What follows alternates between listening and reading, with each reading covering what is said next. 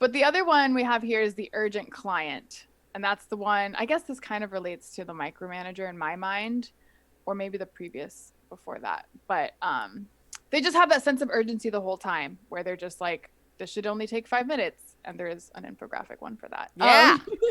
Go for it. They basically just hound you about how long you're taking on everything, even if it's not long at all. And they are this human here. Won't this take 5 minutes? Which I think is a little different than the micromanager. The micromanager can be nice. True. And and they just are needy. But yeah. I think you had the micromanager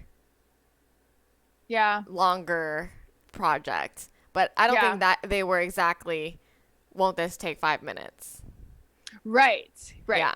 I feel like I had another one that was a little bit like that. Yeah. They're difficult too. This person is clearly detached from reality. Oh my God, I love that. And anyone who has been a client of ours, I just want to put this out there in case they end up watching this. We're not crap talking clients, okay?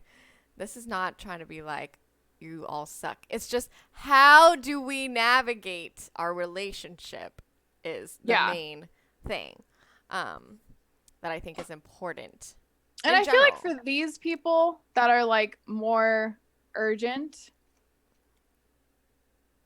I think they're probably ones that you want to increase communication with so that they know you're working on it. Like that way their anxiety is eased. I feel like these are just anxious people. So they're just like, when's it going to be done? I want it now. They're probably also the type of people that aren't going to like it once it's done. Like they're probably those kinds too. But I think it would just help to communicate with them often and just make sure that they, I don't know, feel at ease. I think the ultimate goal would just be to feel at ease. Yeah, it's like,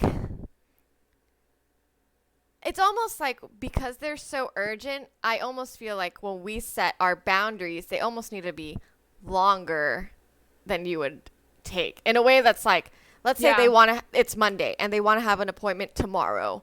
You could be like, well, I'm free Thursday, which is still in a timely fashion, but maybe you are free tomorrow. But if you're already given right now, unless it's like some crazy big account that you need or whatever, I'm talking about like the initial meeting.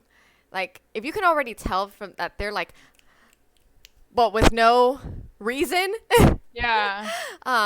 You can already establish boundaries in terms of time, like slowing that down because their quirk is time. Like their quirk is not, where are you in this project?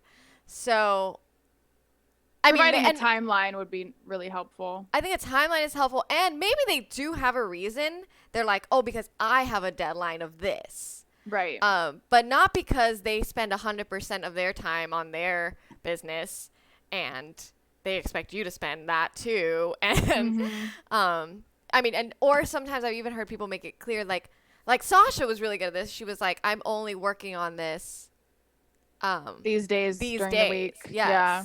So they already know that you're only working on it 2 days. Like, I'm not going to be messaging you on a Wednesday. You told me you work on it on a Friday. Yeah. And that way too, like, again, I think a lot of clients don't understand, like you could have other clients that you're working with as a graphic designer or a freelancer, whatever it is. So they just assume you got the whole week to just chip away at whatever it is you're doing. But really, like, I mean, I think it's ideal to kind of separate days or just time blocks for different projects so that you're not like burning out or like not kind of, you're not as creative.